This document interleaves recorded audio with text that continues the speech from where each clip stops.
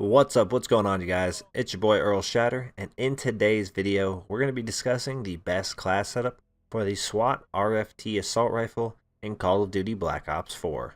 Before we get into the rest of the video, if you guys do enjoy this content at any time, make sure you guys go down below and smash that like button. We do have a goal of 50 likes on today's content. I think we can hit that goal with your guys' support. Also, if you guys are new and want to find your way back to the channel, make sure you guys do subscribe and hit that notification bell so you don't miss out on any future content. The SWAT RFT is one of the first weapons added into Call of Duty Black Ops 4 after the initial release of the game, and overall it's pretty solid. It is a fully automatic weapon. It does compete with a lot of the assault rifles that we already had. Now, in order to unlock the SWAT RFT, you're going to have to put a bit of a grind into it or spend some money on COD points to unlock it. It is at tier 100 of the battle pass, or the black market pass, whatever you choose to refer to it as, and it's going to take a little bit of a grind to hit that tier 100, or you can spend what I think is like 10,000 COD points to hit it from basically nothing. That's pretty expensive. It's like $100 or something crazy. They will give you that bonus of 3,000 COD points if you buy that, but it's just overall not worth it, considering that we're going to have quite a few more of these events. Probably quite a few more weapons introduced as well. You're not going to want to spend all this money on this early in the game just to get these first initial DLC weapons, or weapons just basically added to the game after launch already. This weapon is 100% worth the grind. I overall enjoy using the SWAT quite a bit. It is very accurate, has low recoil, a fairly moderate damage from what I feel from it, and I feel like it can compete with some of the weapons that we already enjoy. The Maddox is of course probably still one of the best guns, same with the Rampart, so it doesn't quite compete on that level. I feel like it sits around where the ICR would be, only it doesn't need grip 1 and 2 to be at the same accuracy level. That's kind of cool to see. However, I will say it doesn't have grip 1 or 2 even accessible to it. The quick draw is available, but overall I don't feel like the SWAT RFT is overpowered in any way. For the best class setup for the SWAT RFT, we are using the reflex sight, high caliber, we have fast mags, and the suppressor. I am using the stim shot, and for perks I am running scavenger, dexterity, and dead silence. The SWAT RFT overall doesn't have terrible iron sights. However, in order to increase our accuracy from a range, just make sure that we are as accurate as possible, we are running the reflex sight. The overall accuracy of the SWAT RFT, it's going to be easy to say that the high caliber is going to be very useful. As you hit headshots, you're going to notice that your enemies are depleted of their health at a much quicker rate, overall ensuring you get the kill much faster, then leading you on to be able to move on to other gunfights, and just overall keep you alive for a longer rate of time.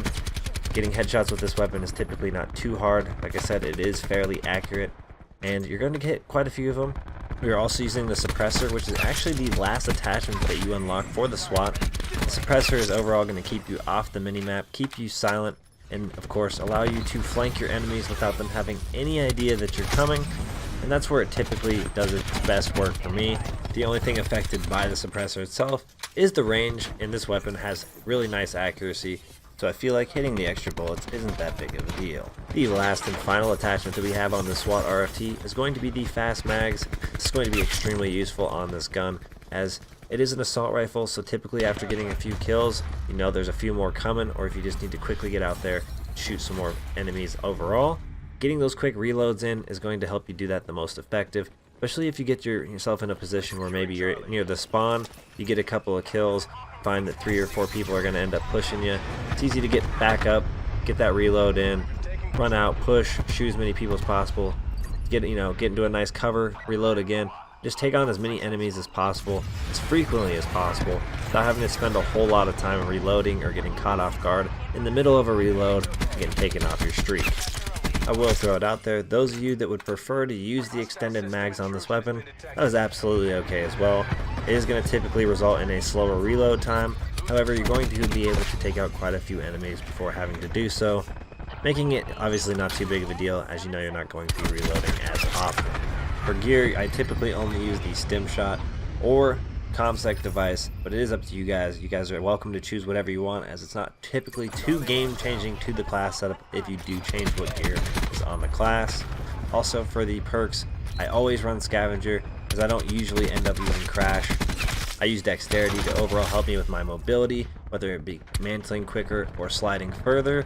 And then of course dead silence to counter those acoustic sensors that you see typically every single match. As you see those a little bit more common than you do UAVs, I feel like it's a little bit more important than running Ghost. Obviously, if you were to tweak the class setup a bit, there is a way you could run both dead silence and Ghost. That's not something I typically run on my setups. In Call of Duty Black Ops 2, we actually had a version of the SWAT called the SWAT 556. It was a burst fire weapon, but it was also an assault rifle. There was an attachment known as Select Fire that was actually available for this weapon in Black Ops 2, and it also made the weapon shoot fully auto. It wasn't quite the same as using obviously the SWAT here in Black Ops 4, but it is interesting that we see a version of the SWAT return. Let me know down in the comment section below, what Black Ops series weapon would you like to see return in Black Ops 4 in a future event in the Black Ops Market Pass. Overall, it's safe to say that the SWAT RFT absolutely worth the grind to tier 100, but that's going to do it for today's video. If you guys did enjoy yourselves at any time, make sure you guys go down below and smash that like button, as it greatly helps support the channel. And let's see if we can hit that goal of 50 likes. Also, if you guys want to find your way back to the channel, make sure you guys do subscribe and hit that notification bell so you don't miss out on any future content. I appreciate you guys all tuning into today's video, and I will see you all in the next one. Peace.